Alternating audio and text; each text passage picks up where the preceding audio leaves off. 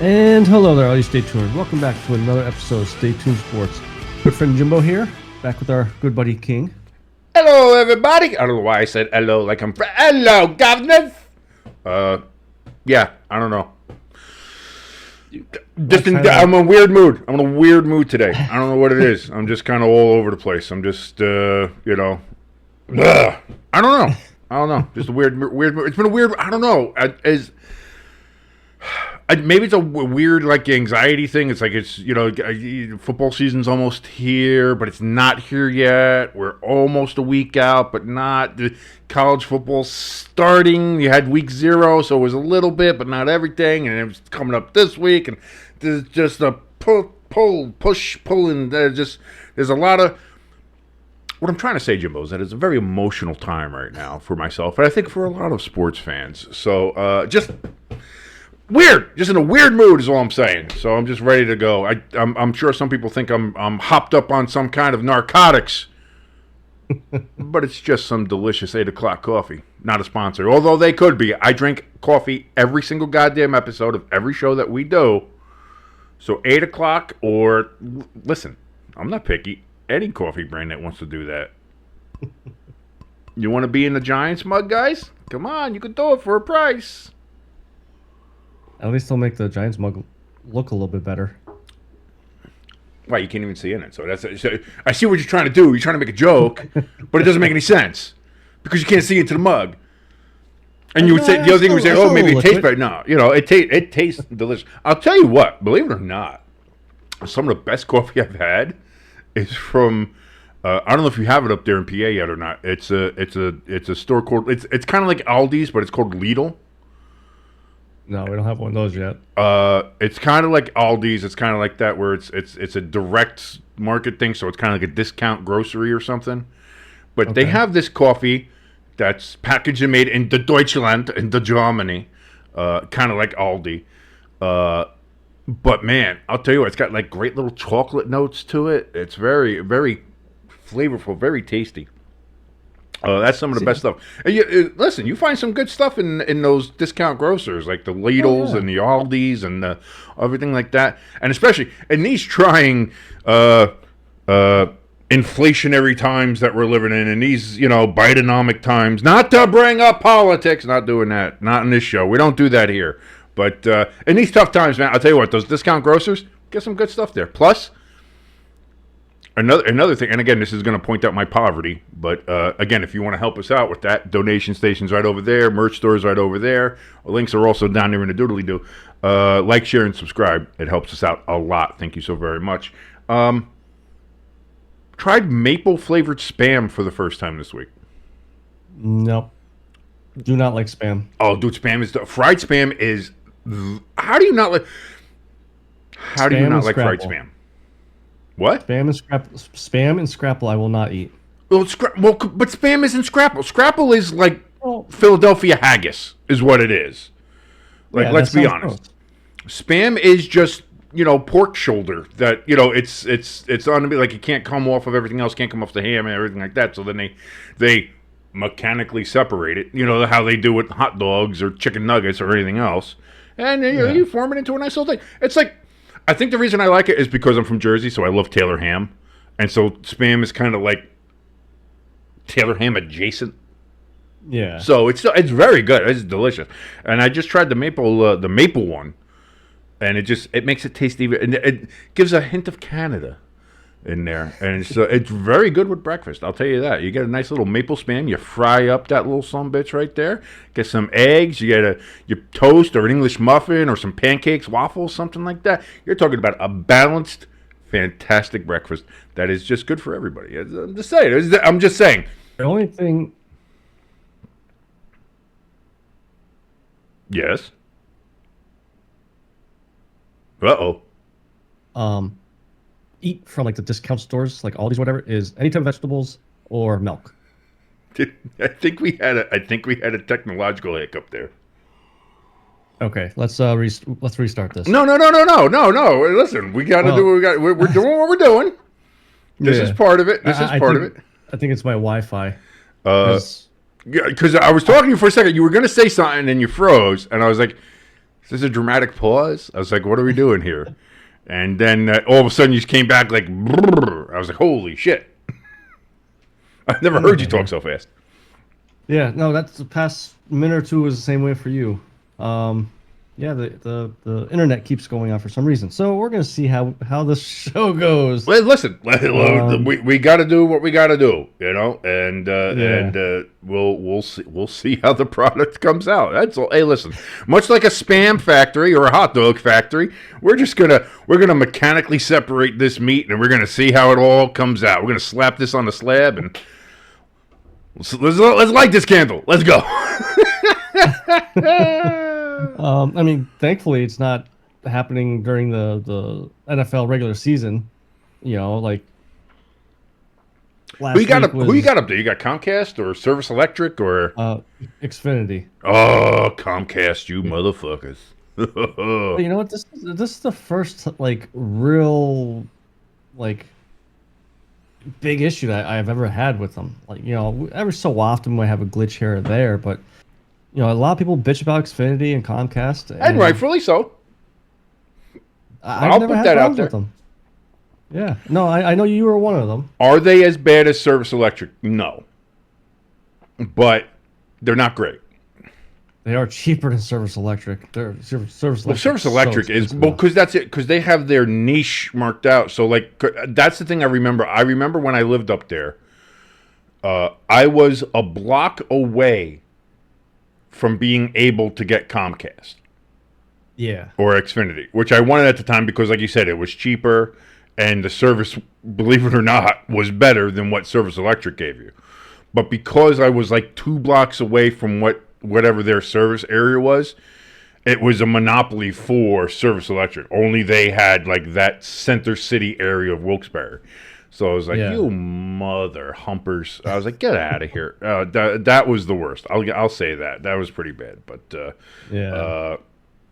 where I am now, I believe we have Verizon Fios. So even on the lowest one we have 300 megabytes up and down a second or something like that, or gigabytes a second. It's very fast. It's very good. Compared to, this is the thing. I know a lot of people down here would look at that and be like, oh, that's the lowest level. That's pretty slow. Coming from where I did, though, coming from Wilkes-Barre and having the Service Electric service, this shit is lightning fast. This shit is, woo, let's go. I'm excited. It's like 20 G. It's I know, yeah. Though over there, you got 20 up and 20 down. It's like, oh, this is fast. It's like, no, it's not. That is not fast. That is not fast at all. That is nowhere near fast. So I'll give Fios that, man. That stuff is not sponsored, but could be. Just saying, guys, could do it. Good stuff. So I'll bring this up about Saturday. Me and the wife going to the preseason game, the Eagles preseason game. Yes, the Vikings. And don't take it the wrong way. It wasn't bad. You were actually brought up. I don't like that. I don't like where that's going. we were literally sitting behind Jesus.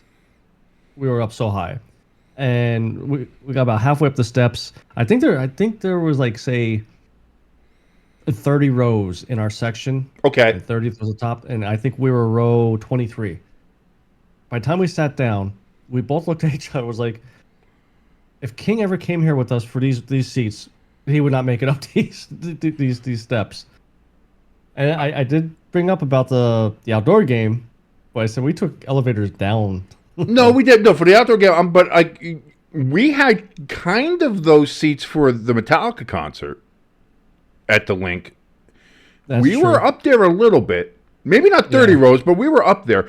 And I'll say this too: give me time, and I'm okay. If you're making me rush up the stairs, if you're making me go knees to chest, go, doing steps like I'm at a high school football team, no, I'm not going to make it. But I was able to go up and down the closes there in Edinburgh and walk around the city and do stuff like that. I'm slow. I'm a cripple. I get that. Don't get me wrong. I'm a crippled diabetic who has trouble walking. I understand that. But I'm not a complete invalid. I can still make it. Yeah. Now, granted, once I got up there and sat down, everybody else is going to have to, oh, you guys want some drinks? You guys want to get a pretzel or something? You're welcome to go. I am here for the duration. That's That's what I we mean. You know. both that's what we both said.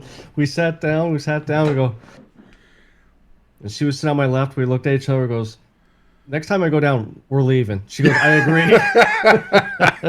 There is no concessions for here. Yeah. Yeah, and sure enough, right around halftime, I think I had to go to the bathroom. Like, screw it, I'll just, I'll hike it back up. And I went down, and you kind of remember how Lincoln Financial's set up. Yes. The one section there's actually two sections where it's standing room only, and the one was over near our area.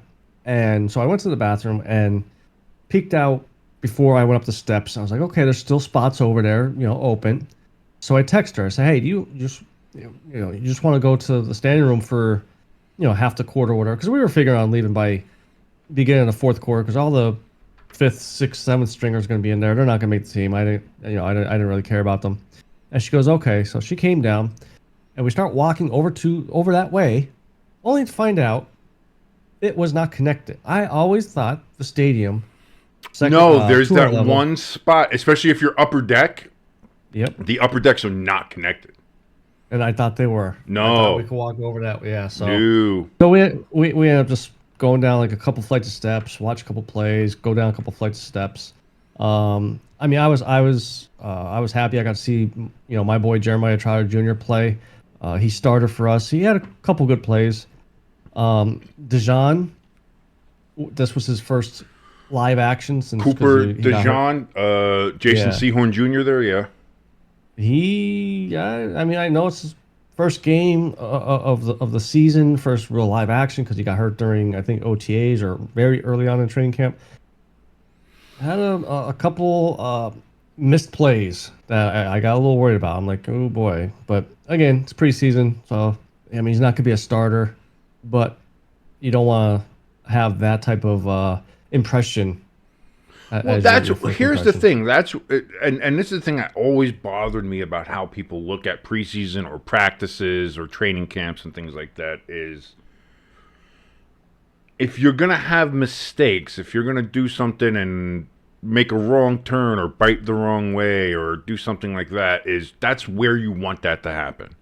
That's where you want the mistake, so that you can go back into the practice, into the defensive backs room, into film study, and be like, you see this? You see where you messed up? Now you know what to look for. Don't mess that up and do it. Like, if he continues to do things like that, then that's when you have to worry. That's when you have to be like, I don't know. But like this, it always bothered me how people I think people buy way too much in both good and bad when it comes to preseason, when it comes to practices, scrimmages, like they have the joint team practices now and stuff like that. And people are like, oh, did you see this guy make the catch? Or, oh, did you see what a terrible wobbly throw from this guy or whatever? Pretending that I'm not talking about Daniel Jones. That's like, people put so much on that, and it's like, that's where you want the fuck ups to happen. That's where you want people not to perform well, is in the practices and stuff. When they're trying something new, when they're trying to get into a rhythm, when they're trying to do something, like, it's not going to be all there immediately. That's why you have the practices. That's why you have the preseason games, is to get people up to speed. So that always kind of was a pet peeve of mine with how people acted with training camps, with practices, with OTAs and preseason games and all the other stuff. Everybody's like, oh, you see that throw? It's not a good throw. And it's like, okay, but maybe it's not supposed to be a good throw. Maybe he's trying something new. Maybe he's trying to do a rollout and a throw against the grain or something like that. And you don't know what the situational awareness is, what they're trying to do. Like, I always said, like, relax with that. Yeah. Pause. Give it a second, and we'll see. We'll see how it goes. And but what happened? What was what were your impressions of the game? What did you think happened? How did you think it went? How do you think the Eagles look? How does your second string and third string people look when they have to go and play the Giants and get crushed again? Well, Kenny Pickett. Let's put it this way. I only saw one pass thrown in the air over 10 yards. The rest of the time was 3-4 yards. And it was to the point that when he did throw that 10-yard pass, half the crowd started cheering and clapping. Yeah, the old Bronx cheer, as it were. So would you say? Okay, now here's the question. I guess would you consider that? Would you consider Pickett to be an upgrade at backup from Mariota? I would honestly, I'd probably say equal. It's a lateral move. Yeah, and that's why I like that our third string McKee, because he was passing downfield. He wasn't afraid to throw it down the field. It's almost like Pickett is just playing it safe, just do the, dump offs, and as a second string quarterback, you can't have confidence as a coach into that, because if Hurts gets hurt, you need someone that's going to be able to move the ball more than 3 yards a play. Otherwise, just try to run the ball instead of trying to pass it. And Well, you do have Saquon. Yeah. You do have Saquon. So if he does get hurt, and let's say he gets hurt before Saquon gets hurt, which you got to hope for, then hand the ball. But then if you put a bigger workload on Saquon, he's probably going to get hurt, and then you're double fucked. Yeah. All right, and here's the other thing. I made this comment on yesterday's countdown, which you can go ahead and watch. Like, share, and subscribe, by the way. I'm going to annoy people with the like, share, and subscribe. I know that. I'm sorry. Not really, though. Like, share, and subscribe. I said I was going to try to curse less. And I am trying. It's taking a little longer. I am from Jersey. And I know that's not an excuse. I grew up in a household where there was no cursing. There was no cursing in the household, ever. To this day, okay. I don't curse in front of my mother or father. That is verboten. Don't do it. Yeah. So I just got to try to remember not to do that. I got to pretend like I'm talking to my mom and dad out there and make sure that I don't do that. But it's just put like a little picture on your computer. Maybe I'll do that. Maybe I'll do that. Just a little mom and dad picture right up there and be like, okay. Talking to them and don't curse. So I want to let everybody know I'm trying. I know because I'm trying. But I know there's going to be probably sometimes during the season where I'm going to be like, let's go. Because that evening, that Saturday evening, I watched the last Giants game against the Jets. They played Tommy DeVito the whole game. He had a whole game's worth of reps. And by the way, Tommy DeVito not cut. He made the team, made the 53-man roster. I was like, say congratulations, Tommy DeVito. Hey, congratulations. I believe, and I certainly hope, that it was our second string offensive line. That's the one thing I keep seeing is like, behind your first strings, not good. You guys are in trouble. Yeah. There was a series where Tommy DeVito got sacked 3 straight times. Oof. Because he had 0 time. It was snap, sack, punt. It was concerning, to say the least. Now, granted, it was the Jets, but even the Jets secondaries, second stringers on defense are good. Don't get me wrong. Yeah. Give me some pause. It was a little difficult to watch, and granted, it was a difficult game to watch anyway. I think the final score was 10-6. The Jets started Adrian Martinez, UFL MVP Adrian Martinez, who they ended up cutting. So that's unfortunate for him. But so that game was really not great. Not a great watch. I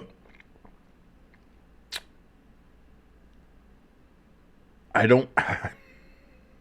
Am I optimistic for the season? Not as much as I was, but I understand it's preseason. I talk to myself and everybody saying, like, don't read too much. Don't read too much into preseason. Meanwhile, I'm here like, it's not a great preseason for the Giants, though.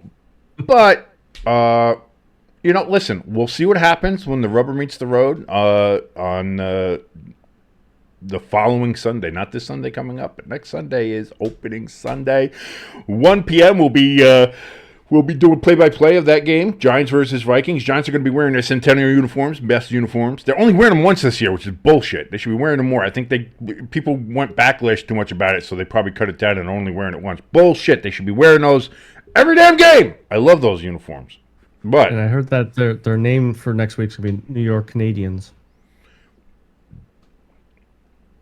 Sometimes I hear you talk, and it just pisses me off so much. And then I wonder why we're friends, and I don't know why. But then, uh, but anyway, just to talk about something else for once. College football did start, by the way. Yes, I was able to catch a little bit of the game this past Saturday. And there were a couple of good ones too, outside of the one that the big one, the marquee one from Ireland, which was the Florida State and Georgia Tech game. There were a couple other good ones. Hawaii Delaware State was fun. I'm sorry, it was late night football is still fun. Rest in peace to Pac-12 at night. Late night Pac-12 stuff was always great. After Pac-12 After Dark, I believe, is the official name of it. How everybody loved calling it Pac-12 After Dark, hashtagging it. So rest in peace, Pac-12. But that game was fun. There was a couple other good ones there, and yeah, no, I'll tell you what. I should have put money on it. I should have bet.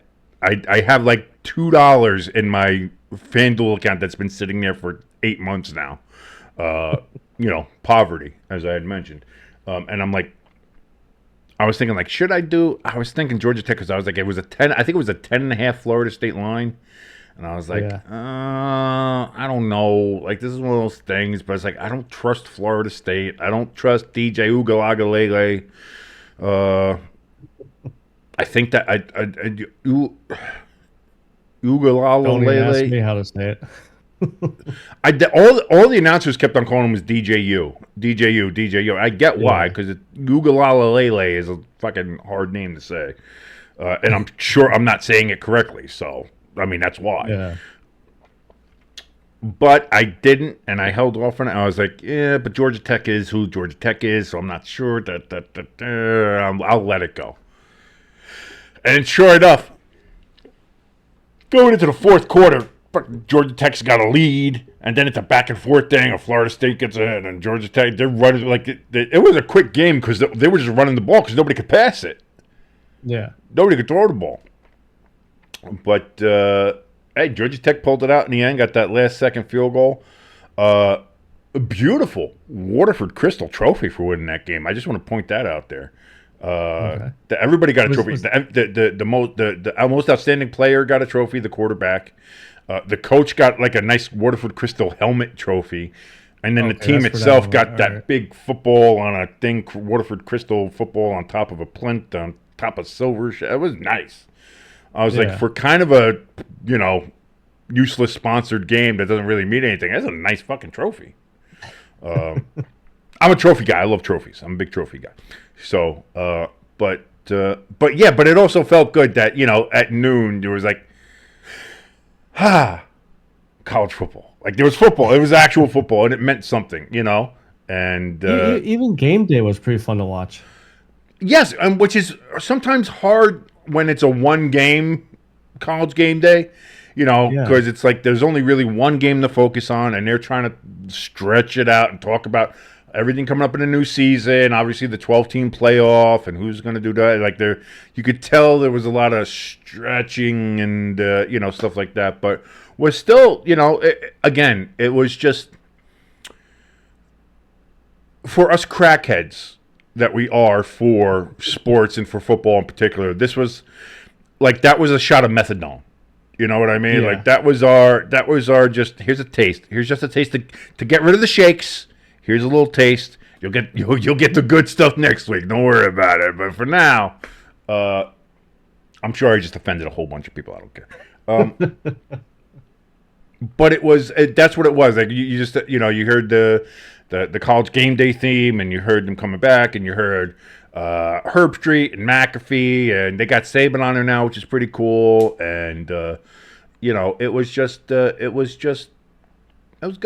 good. Made some breakfast. You're making some breakfast while listening to the college game day. You made some coffee. It's a ritual. It's honestly a ritual. It's almost like not to be blasphemous, but it's almost like a religious ritual. It really is. It's just kind of like you wake up and it's like, yes, it's time to worship at the altar of football. And and to be fair, it's what we do. Like we love the games and we love talking about it and we love who's this, who's that, who's good, who's not. But here we are. Like we've made it. We have made it through another offseason. This one seemed longer than usual. For me, anyway, it seemed a little longer. I mean, for me, it felt longer because of how my Eagles season started to end. Like my off season felt like it started after that Cowboys game, or no, after the Seattle game when reality. Oh, horsecock lock game, just came in and helped destroy you guys. Who never before has he thrown passes like that, and hasn't done it since. Like he was whatever, but for that game, for that one day, Drew Lock was a superstar. And I also did see today that remember how I said about maybe the Giants will trade for Jameis Winston? That was a false report by not Ian Rappaport, Tom Pelissero. Oh yeah, I think is the one that came out and said that the Browns yesterday. The Browns were thinking about trading Winston or Huntley, and then it came out today that there was no discussion whatsoever of that. They were never trading. They're not trading Winston, especially with that contract. And I think Huntley probably is the solid number 2. But the Browns have 4 quarterbacks on their roster, so somebody's.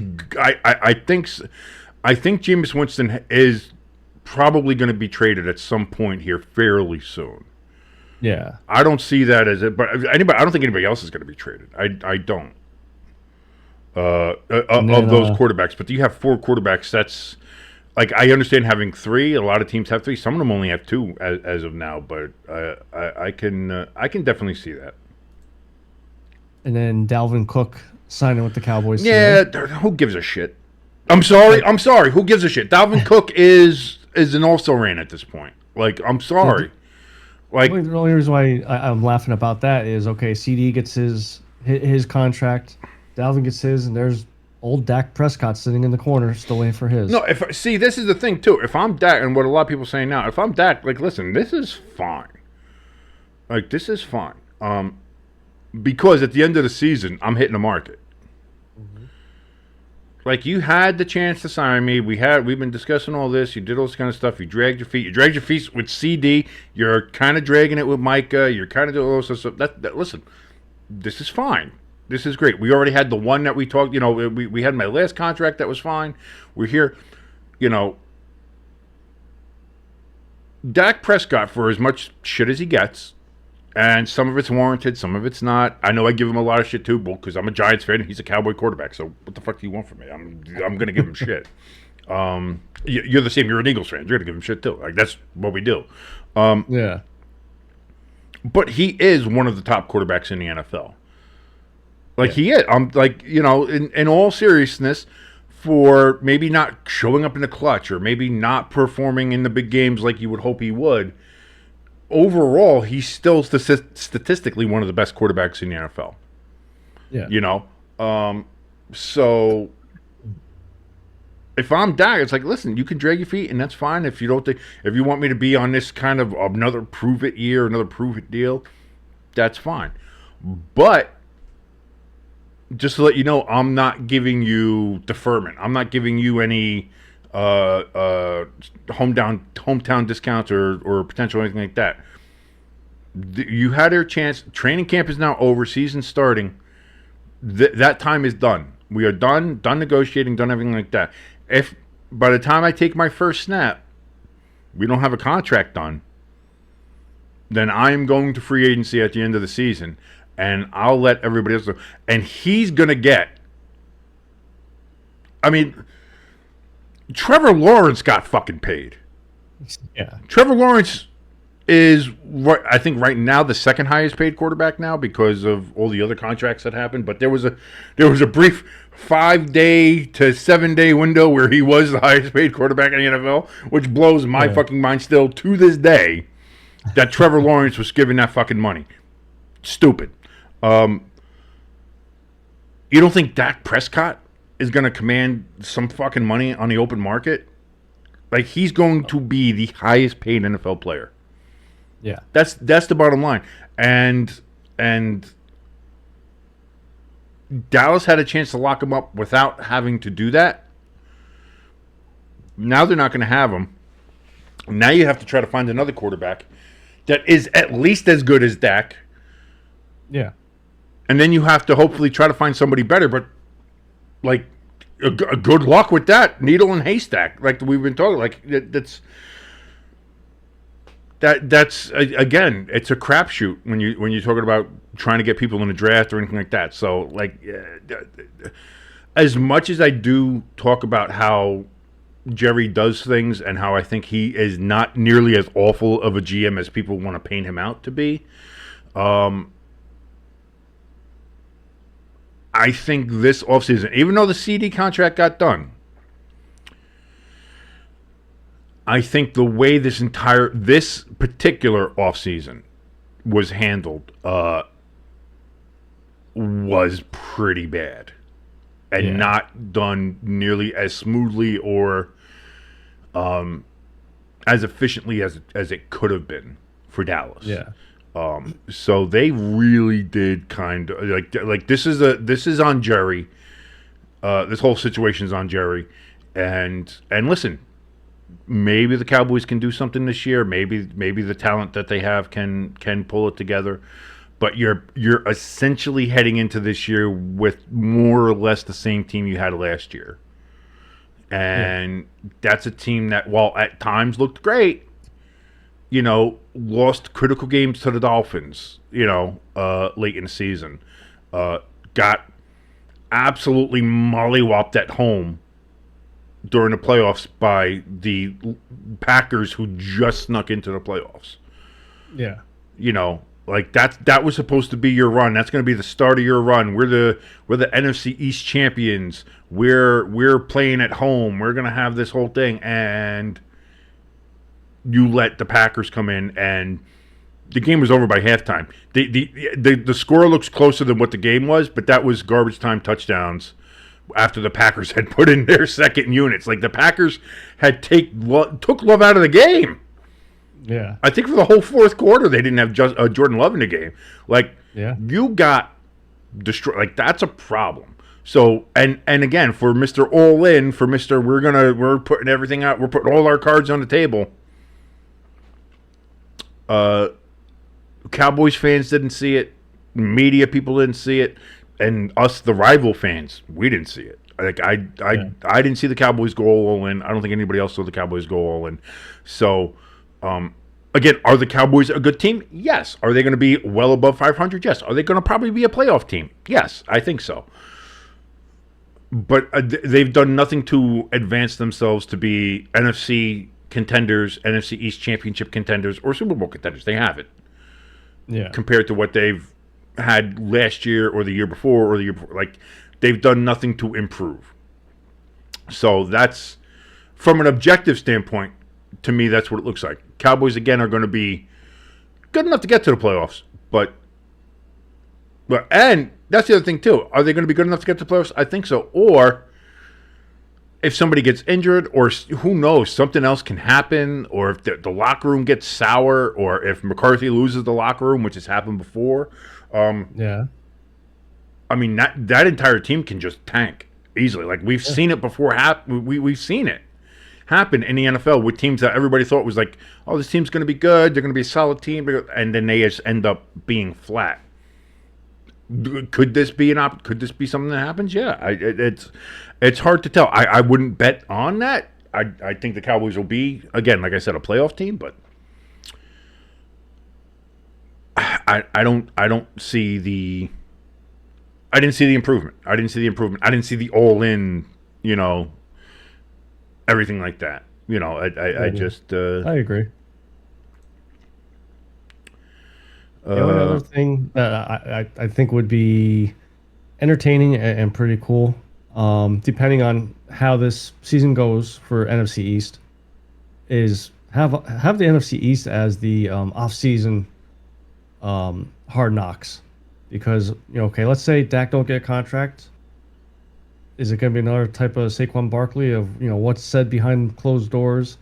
If the Giants and Daniel Jones don't work out, is there going to be movement there? If Philly, if they, they're not going to do. No, they're not going to do a whole division for off season. They're not going to do a whole division for off season like they're doing for the in season. No, but to have fucking Jerry Jones as the off-season Hard Knocks, fucking sign me the fuck up. Absolutely. Not a question. Not a question at all. Yes. I want that. Now, inject that into my veins. I want to see that guy salting his fucking Egg McMuffin every morning. like an absolute animal. Guy's in his 80s just salting the shit out of something that's already just baked in salt. As a man after my own heart, I'm like, I eat salt. I have to, apparently, because my salt levels drop if I don't eat just a stupid amount of salt. So I'm just seeing him put salt on his Egg McMuffin, eating it. He's like, I'll tell you what, man, I don't... Yes. Give that to me all day long. 100%. Get on it, HBO. Let's go. I just want to see the conversations between him and Stephen Jones. Tell me that wouldn't be... Like, everybody... Like, people found the Giants' offseason Hard Knocks fascinating. And I'll say this, as a Giants fan, the Giants organization is as boring as an organization you'll ever find. The Giants are a blue blood, everything by the book. Things are, we do things properly here and ding and that. Like, the Giants are, for all, they are, administratively, boring as fuck. Yeah. And unfortunately, for the last 10 years on the field, boring as fuck. But you get some teams like the Cowboys or something on there. Or if you put like fucking Tepper and the Panthers on the off season.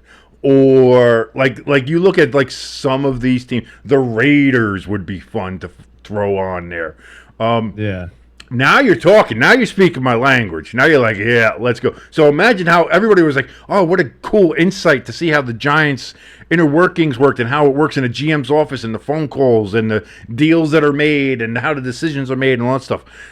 Put that in there with Jerry and Stephen Jones and whatever coaches in the place. Yes. Want it. I want it all. That would be fantastic. And my sister-in-law's husband knows, he's friends with a guy who works on Hard Knocks. He's a cameraman, does a bunch of the Hard Knocks camera work, which I gotta say, now with there being 3 different Hard Knocks a year, guy's pretty busy. He's also probably doing pretty well for himself. He's not doing too badly. But now I got to be like, next time I go over for like a family visit, I got to be like, hey, listen, I don't know who he has to talk to over there at HBO, but tell your boy to tell his boys to tell HBO to get the Cowboys on for off-season Hard Knocks, because that absolutely 100% has to happen. That would be exciting. That would be fun. I would also be interested to see the Eagles, because listen, as much as I hate the Eagles, I want to see Howie Roseman work. I want to see that fucker work, because he does, how he pulls off the shit he does, I don't know. And that's the thing. Like, I want to see it too, because I swear he has to have blackmail on all these GMs. Like, hey, I'm going to let these photos slip out if you don't let me have, CD Lamb for a 7th round draft pick. He got the football team of Redskin Commanders to send them their number 2 receiver. Yeah. Who was going to be the Eagles' number 3 receiver for air. Like, for nothing. And it's in the division. Like, what kind of nonsense is that? That still bugs the shit out of me. Darren Sproles was another one that I felt like he just fleeced the Saints. I think we got Darren Sproles for like a 7th rounder or something, and Sproles did a lot for us. A lot of the players he traded for was Hassan Reddick. Gets a 3rd round pick to come back without the Jets having a contract in place. And look at the Jets now. Well, I think that's a lot of that's on Hassan Reddick too, because apparently the messages he gave to the Jets before, and they tried to work something out, and it didn't, and he was like, "That's fine. I'll just play this. I'll play this year, and then at the end of the year, I'll hit free agency, or I'll do what we'll do, and we'll talk about it then, or do anything like that." And then it turned out he's like, "Nope, want to do something. I want it now. I'm going to hold out, and I'm going to try to do all this and hold leverage on you." And the Jets are like, "Listen, like." We have a pretty good defense anyway. It would be a lot better where you want it. Don't get us wrong, but we're fine with you just collecting fines. I think someone's. I want to say it's close to $4 million now or something like that. Like it's some ridiculous number of fines. Like so. And that's not with game checks yet, I believe. So once the season starts, that's it. Once the game checks start, now you're talking like and you're not getting that back. You're not getting it back. Yeah. So that's going to be up to him. Just a couple of notes here, too, as I'm looking around. Pardon me for the coffee burp. That was disgusting. The Lions have signed Allen Robinson, who was recently cut by the New York Giants. And I saw a couple other things here, too. First of all, I love Twitter or X or Twitter X or whatever we're calling it. I just love seeing some of these stories here. Hey, here's one that's right up Philadelphia's alley. A Florida State fan has vowed to eat dog shit out of a red Solo cup if they lose to Boston College this week. I have never wanted to root for Boston College more in my life.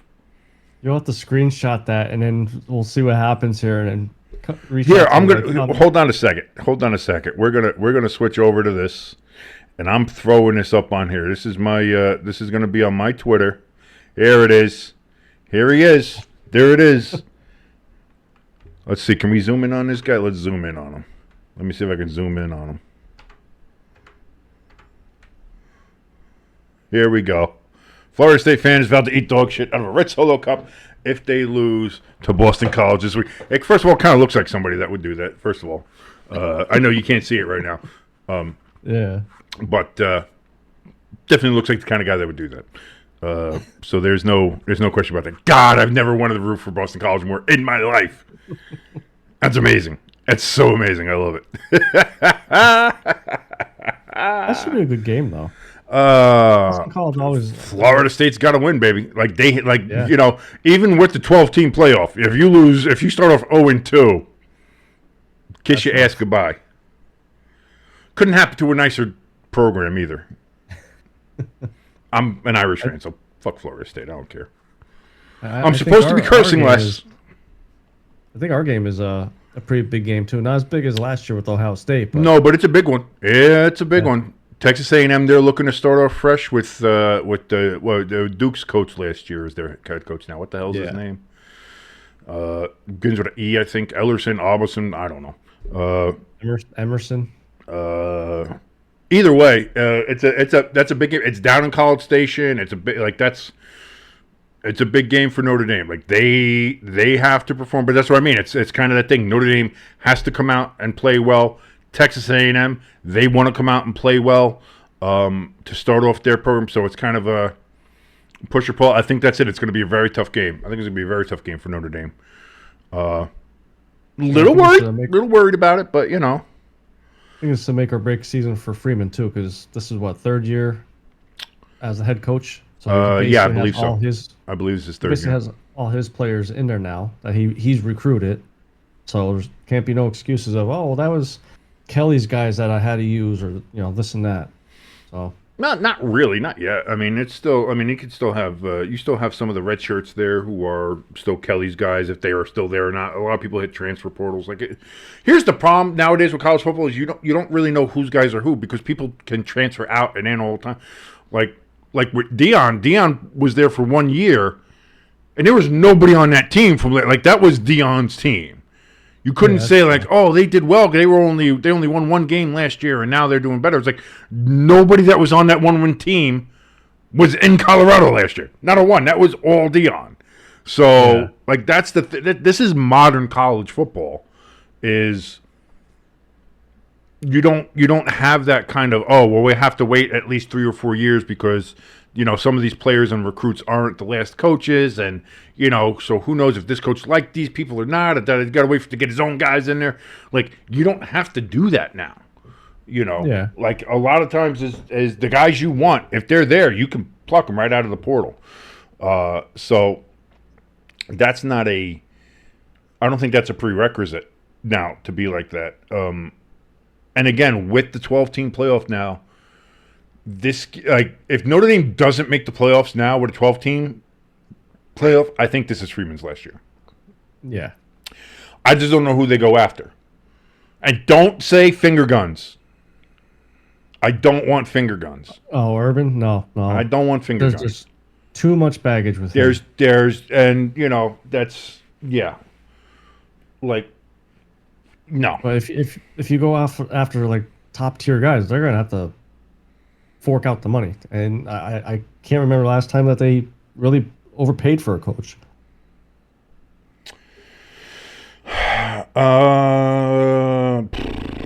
I just think back to some of the bad coaches we had. Like, I think about Charlie Weiss. I was gonna say Charlie Weiss wasn't great. Who was the one? Ty Willingham was like good for a year, but yeah, like Ty Willingham wasn't great. Charlie Weiss wasn't great. There were Notre Dame really kind of struggled there for a little bit. The guy after Holtz. I can picture his face. I just can't think of his. Yeah, I can't remember him now. Anyway, yeah. Damn. Why can't I remember him? It was a forgettable time. Don't get me wrong. Yeah. Brian Kelly was, we played in the national championship game. We were in 2 playoffs. It was all it took was him killing a kid. So I mean, fuck Brian Kelly. It's all about family. Never forget. There is nothing more that I love seeing LSU lose with Brian Kelly there now. It just makes life so much easier to root against him. Instead of trying to make excuses for him being an absolute sack of shit, like now we can be like, oh, thank God we don't have to defend that piece of shit anymore. Yeah, he is a piece of shit. Yeah. It's like, before it's like, we know he's a piece of shit, but he's our coach. I mean, we made the playoffs last year, so, he's a piece of shit. But now it's just like, oh, okay, the chains are off. Yeah, he's a piece of shit. And now it's the people in LSU are like, well, dadgummit, we know he's a piece of shit, but, he's going, hey, go Tigers. It's like, all right, hey, that burden is now on you down there in the bayou. Congratulations. Yeah. That is your cross to bear now. Kelly's fake accent, southern accent. It's all about family. Love being down there. It's all about family. It sounds like a politician trying to canoodle up to the constituencies. It's like, what are you doing, Brian? Like, stop. It's not about the name Brian. Every Brian I've known has been kind of an asshole. So, I'll keep my comments to myself because I know who that's. No, I don't know if you know who that's about. That's not about who you think it is. Okay. That's not about shoulders. No. No. I'll ask you after the show. Oh, it's about my brother, really. My brother's an asshole. Oh, yeah. That's what I mean. Yeah. Yeah. Why wouldn't you say that? We all know he's an asshole. I don't know if we should be bashing family members. No, you can bash that son of a bitch all you want. He's fine. At least that one. Russell's cool. Brian's in it. He's an asshole. I'm going to get a cease and desist in the mail now. I'm going to you've committed libel. I didn't do anything. I just said the guy has very flawed character. What do you want me to do? Mike Tomlin has announced that Russell Wilson is the starter in Pittsburgh. We've seen that. I thought there was a couple other things that had been popping up here. About who's it's and what's it's and, all the other stuff being cut. One thing I did see today, though, I thought was interesting, and it comes from our friends over at the ESPN, the ESPN. Okay. Apparently, they did a poll of, I want to say, what was it, like 103 current NFL players under the cloak of anonymity. They said, shh, we won't tell anybody. It's okay, guys. You can tell us the truth. And asked them a series of questions, apparently, about NFL quarterbacks.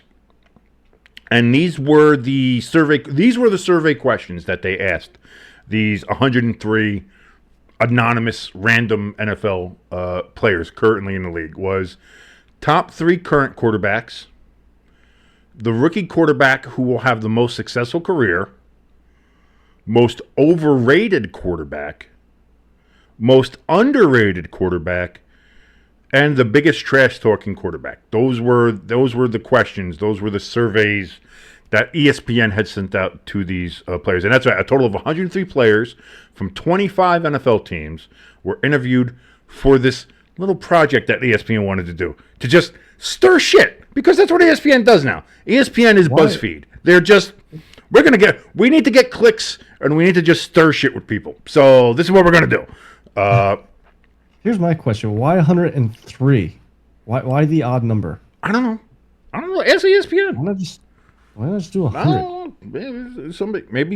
Maybe some people didn't answer. Maybe they sent out more and just only 103 sent it back, because maybe some of them had more, chutzpah about themselves and were like, "This is fucking stupid." But apparently, 103 people didn't think so. So Okay. So let's see. As far as let's see. Whoa, what's this? Oh, they also asked who is the greatest of all time, and if it's not Mahomes, what does he have to do to get there? When they asked these players, Brady got 85%, or 85 votes, not 85%. He got 85 votes. Mahomes got 7. And then there were several other players that received votes that they didn't list here. So Montana got less votes than Mahomes? Yes. Marino, Elway, Yeah. Unitas, I wonder if these players were Antonio Brown. Peyton Manning not on there at all. Right now, the 2 leading for the go. And I think it's, and listen, I don't think it's wrong to have Mahomes up there. No. And I don't think it's wrong to have Brady there with the 85. Listen, results speak everything. And I know there's going to be some people who say, like, oh, well, he couldn't throw the ball as far as such and such, or he's not as accurate as this and this, or whatever. Guy's got 7 Super Bowl rings, played in 10 Super Bowls. Like, fucking relax. When he's got Super Bowl rings that have to be on both hands, he's the greatest of all time. All right, let's take a look here and see. Ranking for the top 3 current quarterbacks. I guess they top 3, so they did it like a point system. So number 1 got 3 points, number 2 got 2 points, and number 1 got 1 point, apparently, yeah. Baltimore Ravens star Lamar Jackson, who's the reigning NFL MVP, got the second highest point total. Mahomes was first with 291 points. Jackson was second with 124, and Joe Burrow was third with 51. And what is this for? This was the top 3 current quarterbacks in the NFL. Okay. Other vote getters were Josh Allen at 39 points and Aaron Rodgers at 32. That's disrespectful to fucking Aaron Rodgers. I'm sorry. I mean, you're going to sit there and say Joe Burrow's better than Aaron Rodgers as a quarterback right now? No, I love Joe Burrow. Don't get me wrong. Get the fuck out. I mean, Burrow played more than he did last year. That doesn't...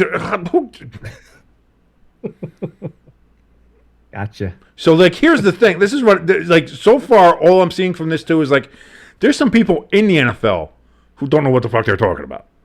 That's what I mean. It's like Antonio Brown's multiple personalities. I get Mahomes and Jackson. You want to put Mahomes and Jackson up there? Mahomes has just won back-to-back Super Bowls, and Lamar Jackson won MVP or whatever. Fine, I get that. But having Joe Burrow there, and then not only, like, Aaron Rodgers isn't even 4th. He's 5th behind. You think Josh Allen's a better quarterback than Aaron Rodgers? Yeah. Even now, even today, I'm not even talking about history. I'm just talking about now. Get the... Don't curse. Um, You did a good job there. the next question that was asked was which QB will have the most successful career?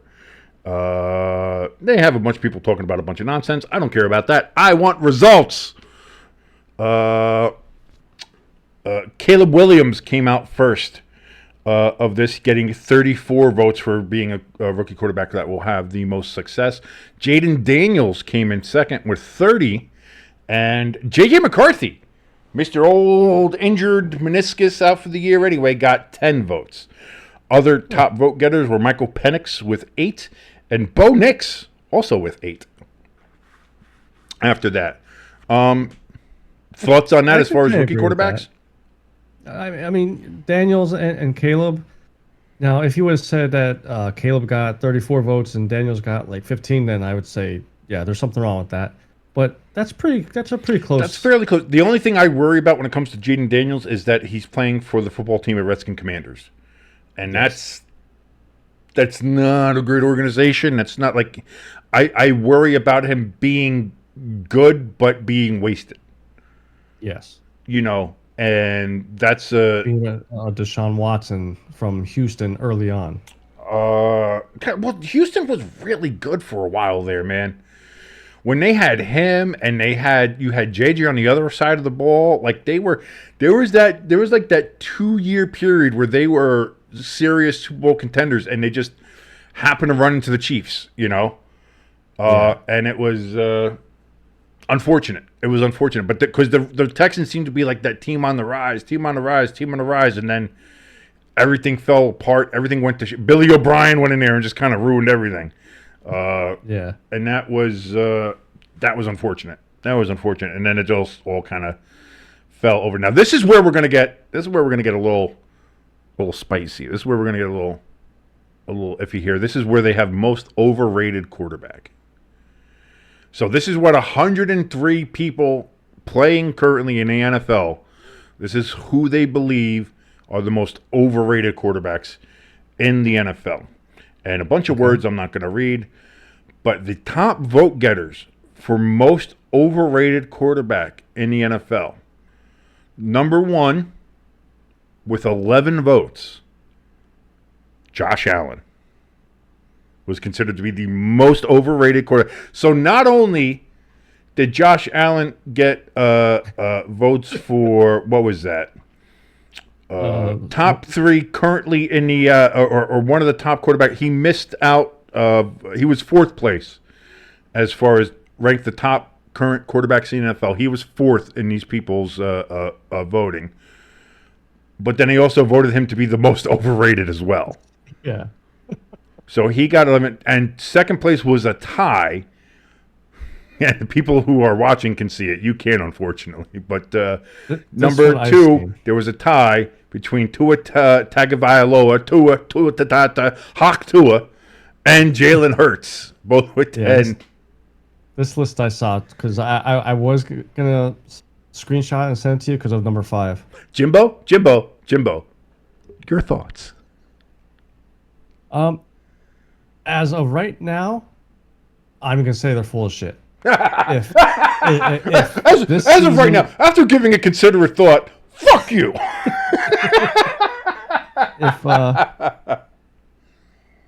If he has another not impressive year, then yes. After this year, if it's lackluster, then I will say that he's probably overrated. Others on this list getting votes. Justin Herbert got 9 votes. Trevor Lawrence got 8. He should have had a lot. Fuck him. I don't know how he's not only there, but they put Tua and Hurts above Trevor Lawrence as being over. Like, unless they think that nobody thinks. Maybe their thinking was nobody thinks Trevor Lawrence is good anyway, so he's not really overrated because he sucks. So I don't know. Deshaun Watson got 7 votes. Kyler Murray got 6, and Brock Purdy also got 6. I think you somehow snuck into the voting to somehow give him 6 votes, but because that doesn't make any goddamn sense either. Yeah, he should have more. He should have probably about 20 more. Shut the fuck up. He should have stole Trevor Lawrence's votes. And, well, this is hilarious because in the next question that was asked about most underrated quarterback, Purdy won that as the number one vote getter with 14 votes as the most underrated quarterback. So not only did he get votes for being overrated, he won the votes for being most underrated. Which, to be fair, if you're Mr. Irrelevant, you're always going to be underrated. But Brock Purdy and Matthew Stafford, believe it or not, they were tied for first with 14 vote gets. And then in third, there was I don't know why they would put tie for third. I think it usually would go second. I don't know.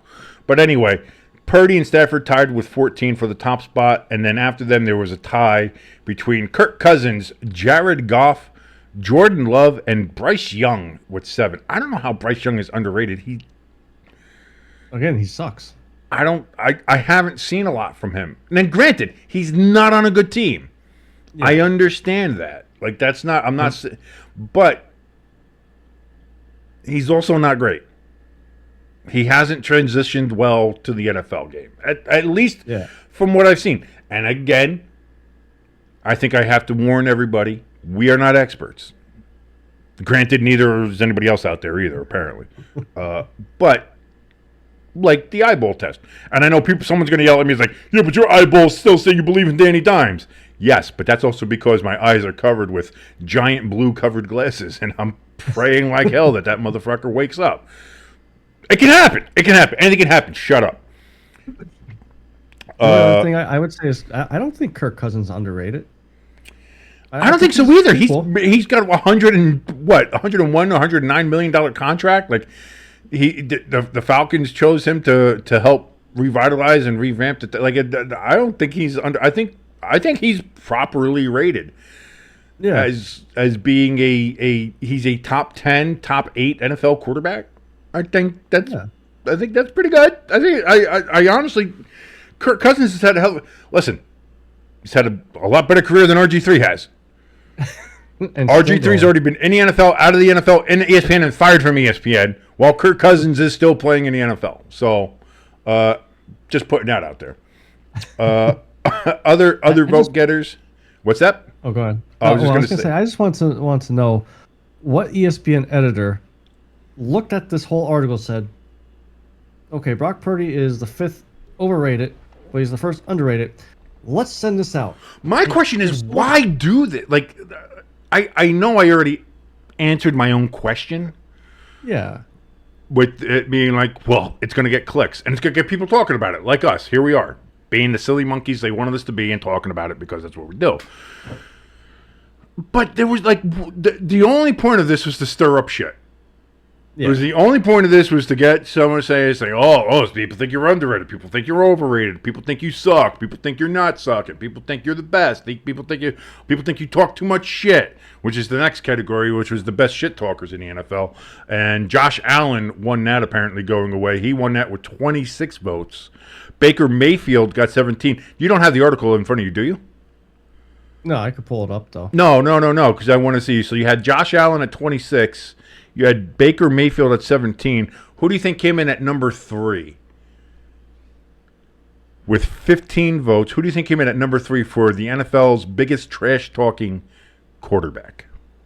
I kind of hope it, but Gardner Minshew. Minshew is not on the list. Wow. He didn't get any votes, apparently. Trash talker. Joe Burrow. Joe Burrow is on the list, but he is 5th with 4 votes. Okay. All right, give me a clue. AFC, NFC. AFC. He's an AFC quarterback. Now Lamar Jackson. What's that? Oh, now. I was going to. Well, I said Lamar Jackson. Oh, Lamar Jackson is not on the list. Wow. I don't know how I should take this because all these guys, I'm like, they strike me as trash talkers. Maybe, but they're not. They're not on the list. They did not make the list of Jericho. Russell Wilson? No. Nowhere close. I'm Mr. Unlimited. How can he? Yeah, listen, you can't trash talk when you're shit. Like, it's. All right, who we got? Number 3. Number 3 is Aaron Rodgers with 15 votes. Yeah. Aaron Rodgers gets number 3. Number 4 is Patrick Mahomes And number 5 there, tied for 5th, is Joe Burrow and C.J. Stroud, already in his rookie year, making strides as being a big trash talker. Well, you know So what?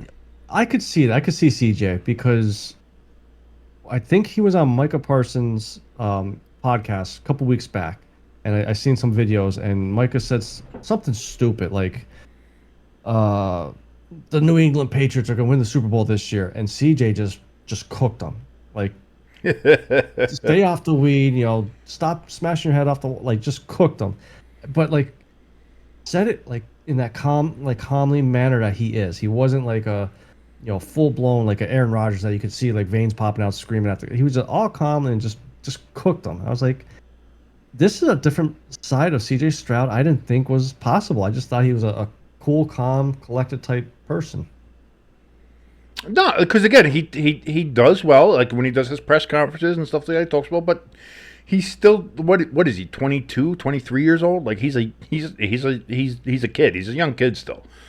Yeah. You know what I mean? So he's still going to be what he does. Like he's going to talk his shit, And even, like that's the thing. Even on Pat McAfee's show last year, where we saw him on there, like he was, he's a little bit more open, but still professional. He was still very professional. So so that's not wrong with that. I don't see anything wrong with that. But with that you can see like, yeah, no, if he's on the, but people are different on the field than they are, and you'll ask any NFL player like that or any player from anywhere.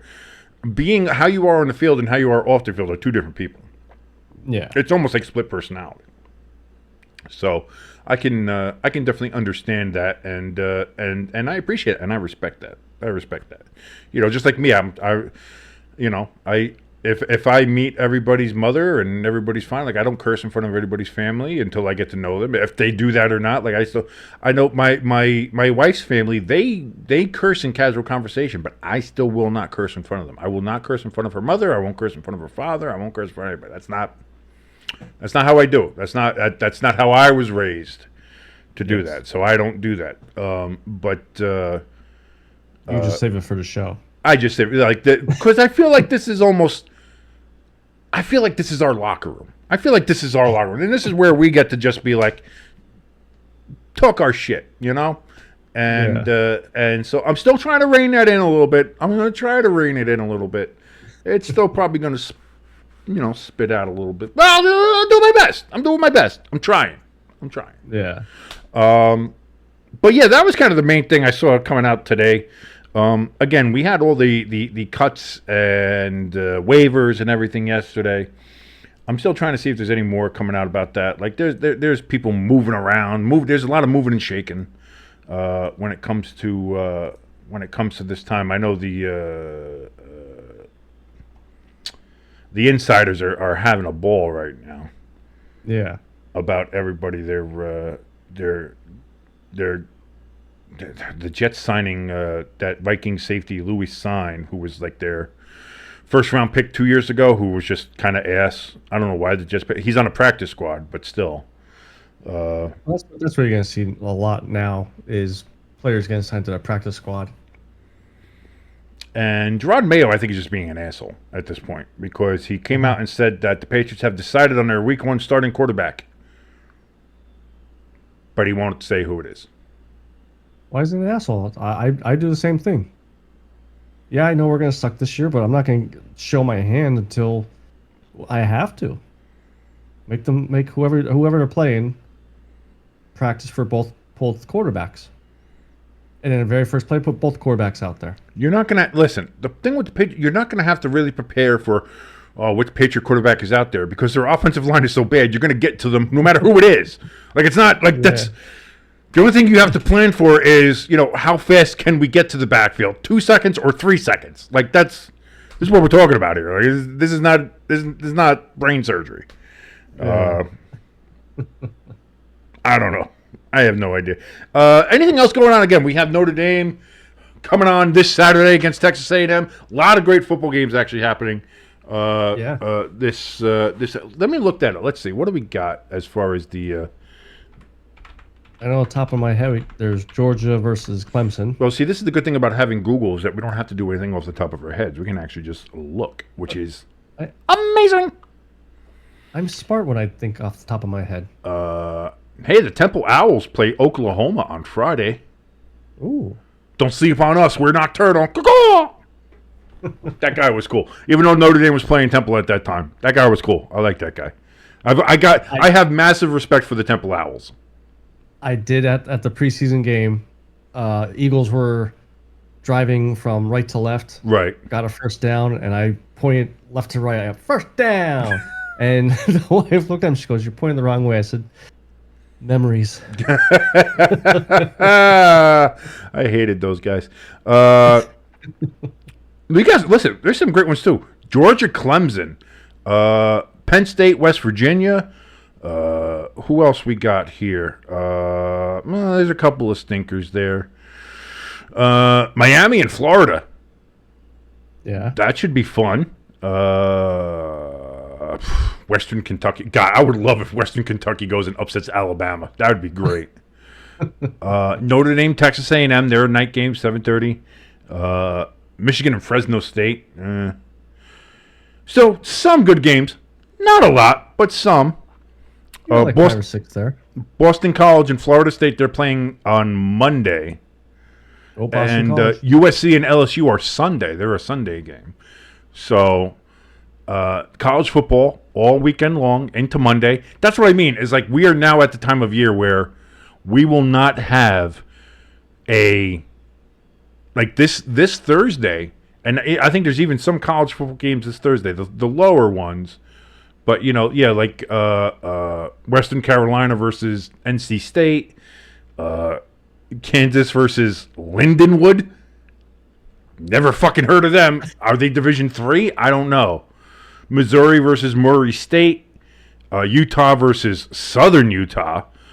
So not the best Thursday games, but we are at the time of year where meaningful football, even if it's terribly mismatched, is happening Thursdays, Saturdays, Sundays, and Mondays. We're set. And for next week, we got football on Thursday, on Friday, on Saturday, on Sunday, and on Monday, and on Dasher, and Dancer, and Prancer, and Cupid, and Donder, and Blitzen. We got it all, baby! It's here! Like I said, I was feeling some type of way before the show. Still feeling that kind of weird. Still feeling good. But we're here, folks. That's all I want to say is that we're here. The long national nightmare is over. And we're able to go ahead and just enjoy football and enjoy sports. And then hockey's going to be starting up again soon. Hockey preseason starts in September, so we're getting close to that. And then the NBA is going to start back up. And I know I'm not a huge NBA guy, but a lot of other people are. So you're going to have that, too, to watch and pay attention to. And then curling season's going to be here, and I'm big into curling, and that's going to be fun to watch. And hurry hard and sweep to the button. Let's go! Cold weather. Pumpkin spice coffee. Apple cider. Let's go. And I need that right now because it's like 93 degrees out right now. You know what Which after last week is bullshit. You need a pumpkin spiced beer. I will break it over your fucking dome. And I know I'm supposed to be watching my language, but knock it off. And center.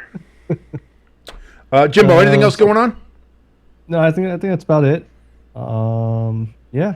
That's it. I think we covered everything we want to talk about. So that's good. Hey, listen, it was a full, rich show, and I certainly hope everybody enjoyed it. I really do. I really hope everybody enjoyed it. By the way, if you want to help us out, donation station over there, merch store over there, links are down there. Like, share, and subscribe. Please spread us like herpes. It would be fantastic if you did so. Thank you for liking us. Thank you for watching us, and thank you for subscribing. All the way here to the end, by the way. If you make it to the end of the show, first of all, you're a fucking trooper, and we love you. Thank you so very much for doing so. But yes, please, like, share, subscribe, and get us out there. It will, you're not going to regret it. Especially with the season coming up. We got a lot of live streams coming up. We're going to be, listen, there's a lot of football announcers out there that suck. Yes. I'm not going to say that we're going to be Madden and Summerall over here. Yeah. But we're probably going to be a fun listen to while you watch the games. So you find your game on television, you put us on the YouTube, and you listen to us call the games that you're watching, I guarantee you're going to like it. I guarantee it. I guarantee it. I guarantee it. Guarantees are not guaranteed in the lower 48 United States or in Canada. But I guarantee it.